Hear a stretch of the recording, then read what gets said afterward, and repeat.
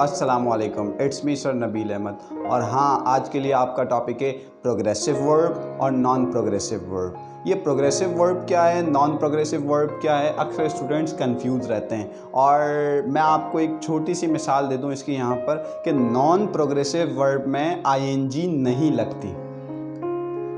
अब बच्चे गलती करते हैं इसमें और कहते हैं कि हमने तो सही किया था, एग्ज़ाम में नंबर ठीक नहीं दिए इन लोगों ने। अरे भाई, मिस्टेक क्या हो रही है ये देखें नॉन प्रोग्रेसिव वर्ब कौन से होते हैं और किन के साथ आईएनजी नहीं लगती।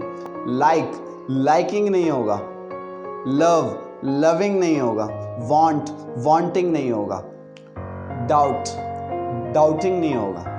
तो इस तरह के कुछ और वर्ब्स होते हैं जिनके साथ आईएनजी नहीं लगता, तो ये हमें याद करने पड़ते हैं। Are you getting my point? और बाकी जितने भी होते हैं प्रोग्रेसिव वर्ब उसमें आईएनजी लग जाता है। मिसाल के तौर पर doing, going, coming, eating, drinking, driving, writing. देखिए, ये वो वर्ब है जिनके साथ आईएनजी लग जाता है। और जो मैंने इससे पहले बताए, लाइक, डाउट, वांट, इनके साथ आईएनजी नहीं लगता।